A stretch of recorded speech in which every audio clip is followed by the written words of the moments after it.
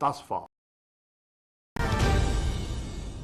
Appreciation for your positive response to our proposal for a regional approach on the situation in Afghanistan. I also thank our special representatives who worked hard to lay a strong foundation for our meeting. I am positive that our deliberations today will be productive. Excellencies, we are meeting at a pivotal moment in Afghanistan's history. The events of the past few weeks have catapulted our region to a global spotlight.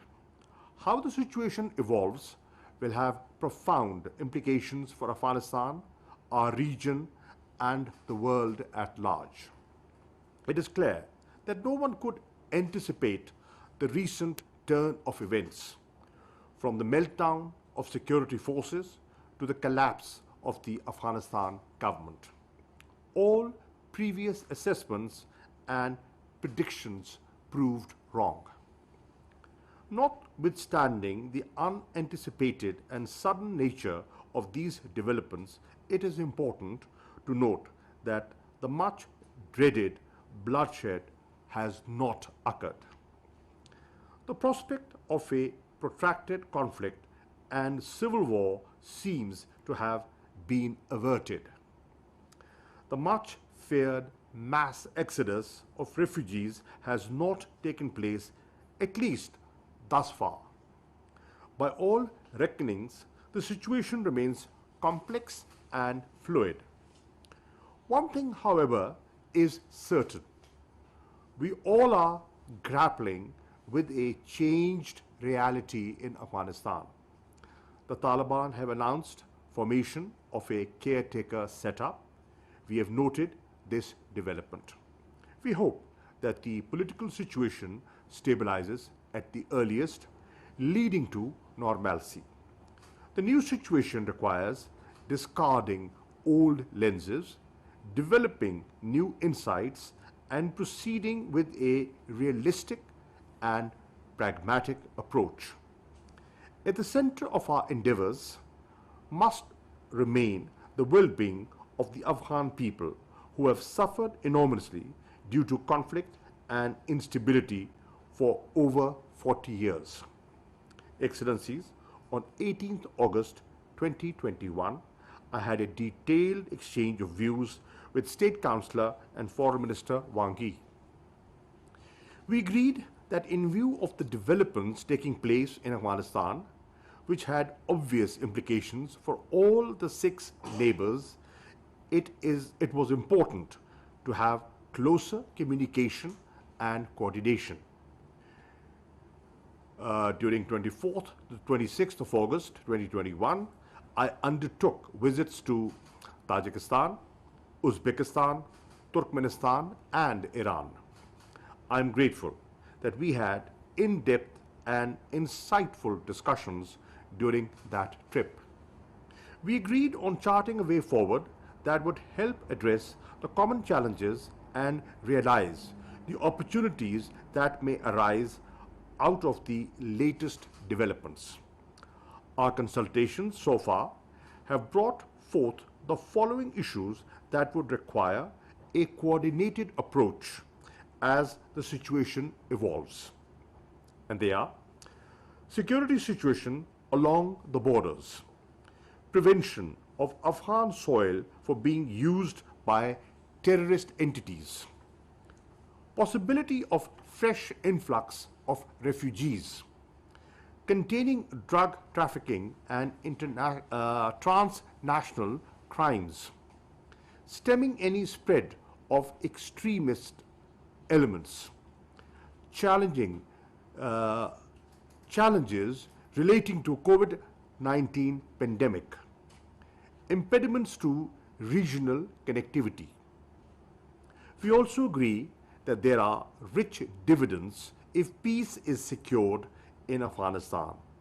These could include secure borders, end of threat of terrorism from Afghan soil, possibilities of return of refugees, economic stability, an improvement in living standards, realization of connectivity projects, enhanced regional economic integration. Excellencies, to advance our common vision of a peaceful, stable, prosperous, and interconnected region, Afghanistan must be enabled to get through this testing time and realize its full potential.